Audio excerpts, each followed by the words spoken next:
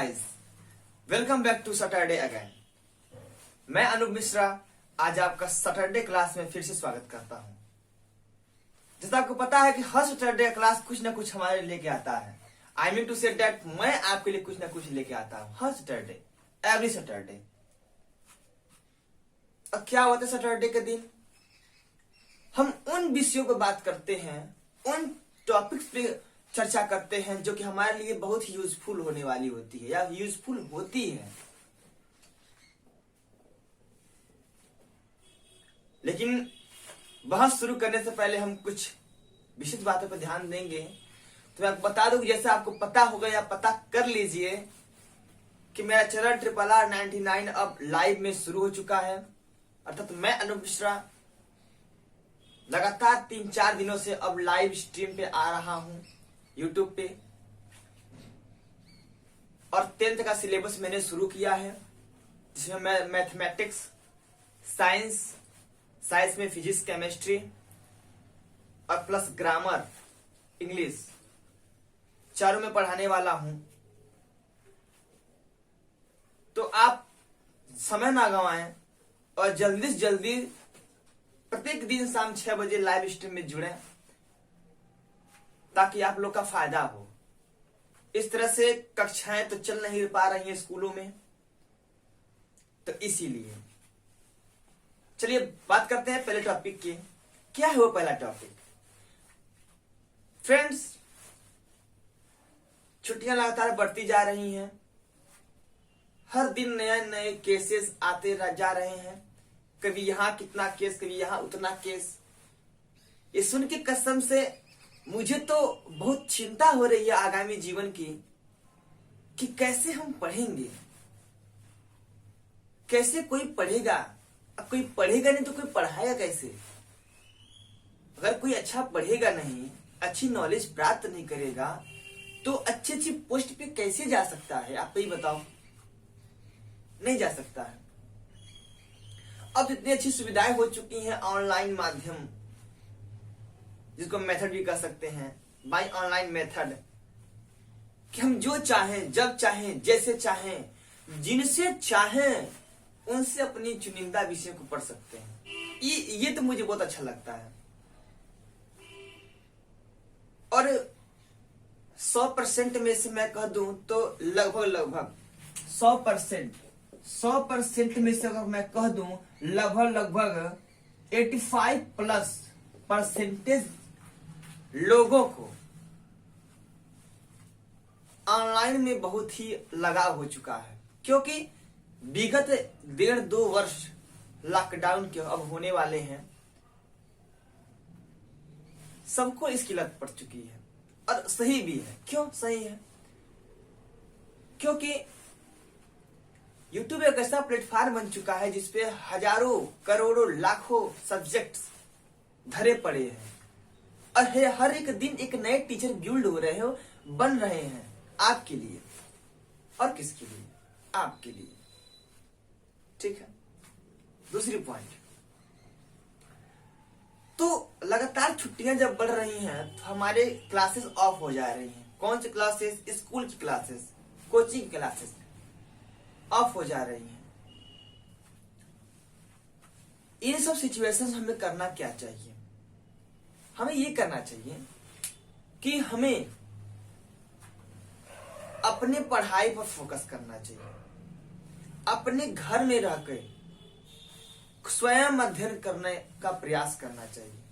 हम मानते हैं कि ज्यादातर लोगों के पास मोबाइल वगैरह की दिक्कतें हैं, लेकिन अगर परसेंटेज की बात करूं मैं ना, परसेंटेज की बात करूं, ये तो हो गए ऑनलाइन से जुड़ने की परसेंटेज।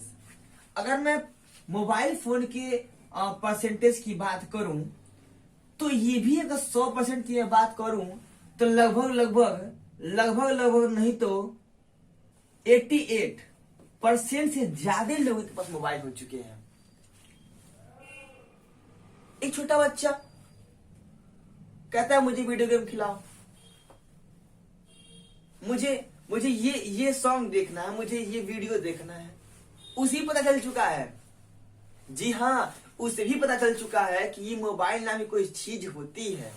जो मंगा हुआ आएगा, ऐसे लेता है, दबाता है यूट्यूब के माइक को, भूतिया कहानी आ जाता है, बोलने से आ गया, बच्चा खुश, अरे वाह। तो ऐसे अनेक चीजें हैं, ये संभव अगर हो पाया तो ऑनलाइन के माध्यम से, ठीक है। और ये सब पहला लहर, दूसरा लहर, तीसरा लहर, चौथा लहर, हजारों लहर आएंगे। इससे बढ़िया क्या है, हमें अभी से तत्काल से हमें अपने ऊपर डिपेंड होना पड़ेगा। यस, सेल्फ डिपेंडेंट बनना पड़ेगा। क्यों? हमें अपने अंदर वो आत्मविश्वास जगाना पड़ेगा कि हाँ मैं ये करूंगा। एक चीज आपको बता दूं जो बहुत ही इंपॉर्टेंट है आपके लिए। इंपॉर्टेंट ये है कि अगर आप किसी काम को करने जाते हैं, ना, ध्यान से समझिए मेरी बातों को, बहुत बारीकी में बात बता रहा हूं आपको। अगर आप किसी काम को करने जा रहे हैं, अगर आपने पहले ही ठान लिया यार होगा कि नहीं होगा, या हो सकता है कि ये मुझसे हो ना पाए, या कभी कोई ऐसा होता है कि इस काम को जब करने जाते हैं तो थोड़ी शर्मिंदगी महसूस होती है, यार अभी नहीं कर पाऊंगा तो ये जो बगल में बैठा भी हंसेगा मेरे ऊपर, अरे यार कैसे करूं भाई, अभी वो मुझ पर हंसेगा, अरे यार शर्त तो मैंने लगा लिया, मैं इसको उठा सकता हूं, अभी नहीं उठा पाऊंगा तो वो सामने वाला कहेगा तुमने शर्त लगाया, तुम हार गए, तुम बहुत डरपोक हो, तुम ये हो, तुम वो हो। ये सब भावना हम अपने अंदर ले लेते हैं और जो काम सही होने वाला होता है हम उसको गलत करके आ जाते हैं। ये होता क्यों है? That's a negative thing. जब हम नकारात्मक सोचेंगे ना तो नकारात्मक होगा, और जब सकारात्मक सोचेंगे तो सकारात्मक होगा। ऐसा नहीं कि 100% सकारात्मक होगा ही होगा, नहीं। उस तरह से देखा जाए तो किसी भी चीज की गारंटी नहीं है, डॉक्टर दवा दे रहा है, ये ले जाओ, ये खा लो, गले का जो दर्द है ना वो ठीक हो जाएगा। मैं आपको एक चीज बता देता हूं, कोई भी अगर वादा करता है, अगर कहता है कि हाँ पक्का ये काम करेगा, फिर भी थोड़ा बहुत बारीक अगर ले ला, एक परमाणु के साइज के मात्रा में ले ला ये बिंदी, इतना सा जरूर उसको संदेह होता कि यार होगा कि नहीं होगा। मैं ये कहना चाहता हूं कि कोई भी चीज 100% नहीं है, ठीक है। आप पढ़ रहे हो, आप सोचोगे यार कैसे मैं करूं, हो सकता है ये सवाल ये मुझसे सवाल लग ना पाए, कहीं बीच में फंस जाऊं। नहीं सोचना है आपको नहीं सोचना है, ठीक है। आप बस ये सोचो, देखते क्या होता है, लगाते जाइए। हो सकता है कि गलती हो जाए, फिर प्रैक्टिस करिए, लेकिन यही सबसे बड़ी कमी है हम लोगों के अंदर कि हम लोग 2, 3, 4 बार के बाद प्रैक्टिस नहीं करते हैं। 2 बार कर लिए, 3 बार कर लिए, ओह बहुत सारा प्रैक्टिस कर लिया, आज हमने क्या किया, तुमने 3 बार किया, कुछ नहीं। प्रैक्टिस उसे कहते हैं, समस्याओं से जूझना उसे कहते हैं कि सवाल लगा के इतना गुस्सा आ जाए कि कॉपी फाड़ दो, तुम फाड़ दो, अब फिर उठाओ, फिर लगाओ। इसे कहते हैं जूझना, सवालों से जूझना इसे कहते हैं।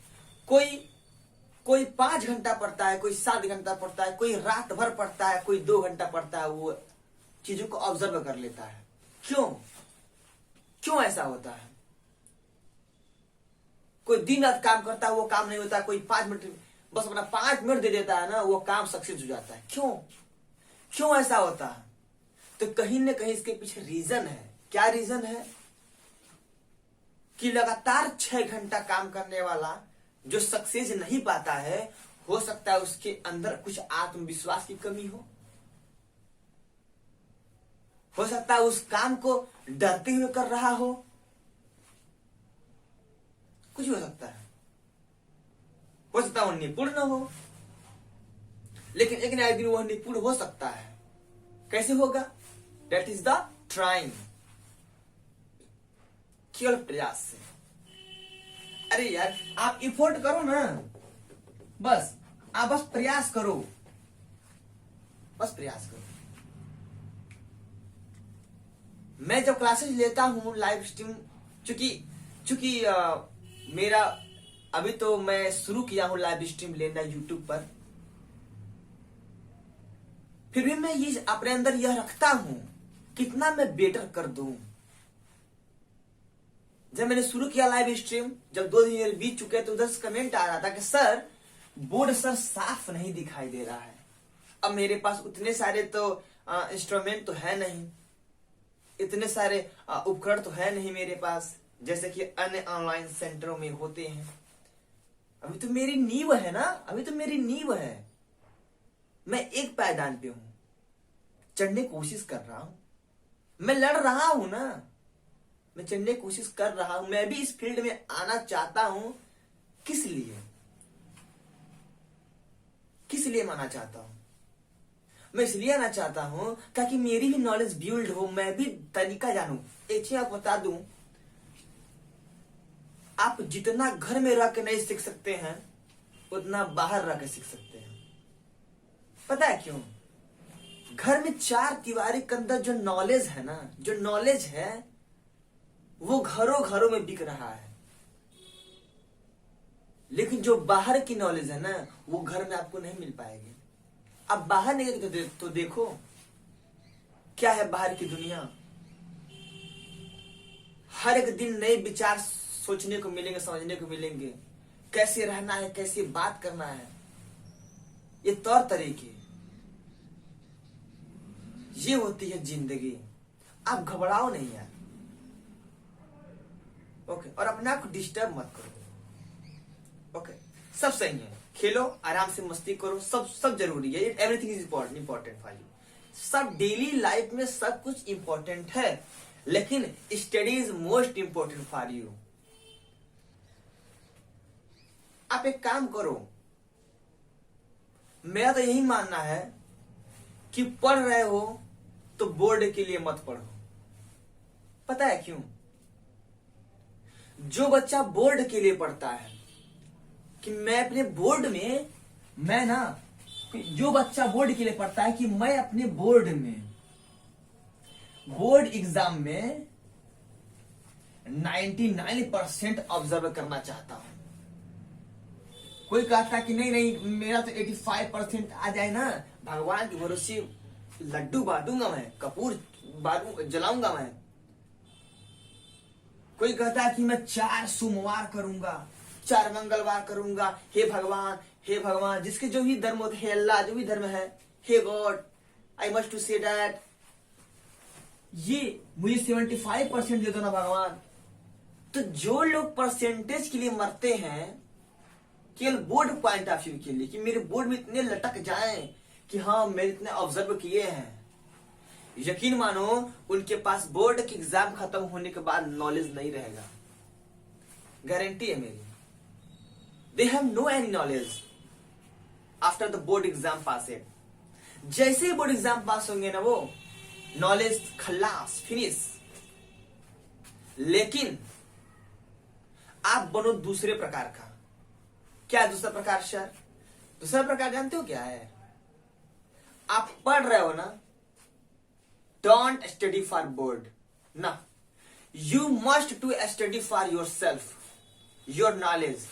तुम पढ़ो यार, तुम पढ़ो केवल अपने नॉलेज के लिए कि हाँ मुझे इसका ज्ञान लेना है, मुझे इसकी नॉलेज अपने दिमाग में रखनी है। आप इसलिए सी बात है, अगर दिमाग में रहेगा तो बोर्ड तो यूं निकल जाएगा, यूं। क्यों? अगर नॉलेज आपके दिमाग में रहेगा, सारे टॉपिक्स आपके दिमाग में रहेंगे, तो बोर्ड में तो वही तो लिखना है, क्लियर है। लेकिन जब आप यह सोच के पढ़ोगे कि मुझे नॉलेज लेना है अपने दिमाग में ताकि मैं इसका उपयोग आगे कर सकूं, और अगर आपने यह सोच लिया ना तो बोर्ड के बाद आफ्टर बोर्ड गारंटी है मेरी कि नहीं 100% नॉलेज रहेगा पिछले स्टडी की, तो कम से कम यह 45% तो रहबा करेगा। कम से कम 45% रहेगा। क्या उतना कम है? नहीं कम है। अब जो केवल 99% के लिए पढ़ रहे हैं, केवल बोर्ड एग्जाम पास हो जाए, भगवान कैसे पास हो जाए, किसी भी तरह से पास हो जाए। एग्जाम जब बीत जाता है ना, तब पूछना आवेश क्या है, संधि क्या है, they have no questions answer, नहीं हो सकते ना। लेकिन जो पढ़ता है अपने नॉलेज के लिए, ओनली ओन नॉलेज, उसके पास यह आंसर होगा। नहीं होगा, आधा होगा, लेकिन होगा जरूर। सो गाइस, यही मैं कहना चाहता हूं कि अपने लिए पढ़िए, बोर्ड के लिए नहीं। आप बोर्ड के लिए जंग मेहनत करते हैं, फिर आ जाता है नोटिस, प्यारे बच्चों एग्जाम नहीं होगा। अब जो मुंह ऐसे है ऐसे हो जाता, एग्जाम नहीं होगा। तो अगर मोदी है तो मोदी ने ये किया, मोदी ने वो किया, अखिलेश ने ये किया, वो किया, जो भी हो, सरकार जो भी होगा, जो भी गवर्नमेंट होगा, आप उनको बातें सुनाएंगे। सुनानी चाहिए, जरूरी है सुनाना। क्यों जरूरी है भाई? हम इतना जोर लगा के पढ़ रहे हैं, लेकिन अंत में आपने क्या किया? नहीं होगा एग्जाम। अब हम जाए तो जाए कहाँ? बहुत बुरा लगता है लास्ट स्टेज पे। ठीक है, तीसरी पॉइंट क्या है? Don't break your chain. अब ब्रेक योर चेन का मतलब क्या? कि किसी सही का चेन नहीं तोड़ना है आपको। इसका मतलब ये नहीं है। डोंट ब्रेक द चेन का मतलब हो गया don't break the chain. Don't break the chain का मतलब हो गया आप अपनी कड़ी को मत तोड़िए। अब किस प्रकार की कड़ी को मैं बात कर रहा हूं? दिनचर्या की बात कर रहा हूं, दिनचर्या की। ठीक है, कोई दिनचर्या वो है स्टडी दिनचर्या। मैं बात कर रहा हूं, आई टॉक अबाउट स्टडी। अगर आपने टाइम टेबल बना लिया, कि मुझे 4 से 5 AM मुझे क्या करना है? मुझे इंग्लिश रिवाइज करना है। फिर जिसे 5 बजेगा तो 5 नहीं, 5:15 से मैं 6:15 तक, सुबह में 6:15 तक मैं क्या करूंगा?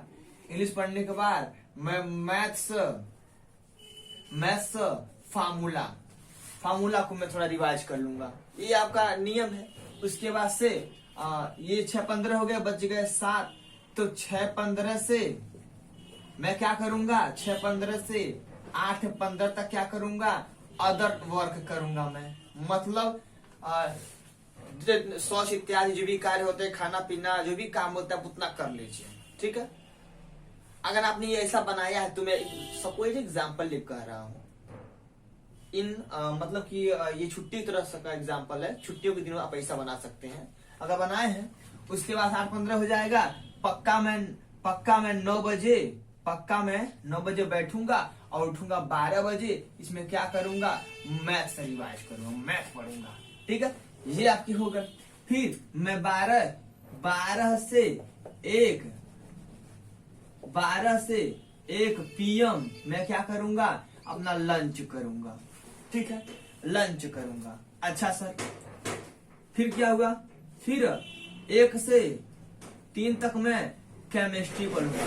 मतलब कि ये जो टाइम टेबल है, एक नियत टाइम टेबल, एक फिक्स टाइम टेबल बन चुका है।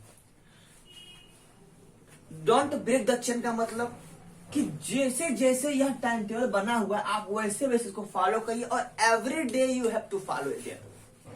हर रोज इसको आपको फॉलो करना पड़ेगा, तब जाके इसका जो ब्रेक चैन, जो चेन है इसका, चेन क्या है? इसके बाद ये आएगा, इसके बाद ये, इसके बाद ये सब चेन है, चेन है। ये चैन ना टूटे तब आप कुछ कर सकते हो, आप कुछ कर सकते हो। सो गाइज, ये सब थे आपके बहुत ही मतलब की चीजें। आशा करता हूं आपको कुछ समझ आया होगा, और समझिए बस नहीं, आप इसको जीवन में उतारिए, बिकॉज उतारना ही कला है। अगर आप अच्छे श्रोता नहीं बनेंगे ना, तो आप अच्छे वक्ता नहीं बन सकते, ठीक। और कोई भी अपने अंदर से कोई शब्द पैदा नहीं करता है, आसपास की चीजें सुनी रखा रहता है, वो सब सुना रहता है, उन्हीं सब चीजों से एक एक वर्ड इकट्ठा करके बोलता जाता है और बन जाते हैं बहुत सारे सेंटेंसेस। सो गाइस, आप क्लास जरूर ज्वाइन करें हर शाम। वेरी क्लियर कॉन्सेप्ट में आपको मैं समझा रहा हूं, इन बातों पे ध्यान दें। और फिर हम मिलने वाले हैं नेक्स्ट सैटरडे इन्हीं सब महत्वपूर्ण बातों के साथ, कुछ जोश भरी, कुछ जज्बों की बातों के साथ। अभी के लिए अलविदा, bye bye, tata, see you.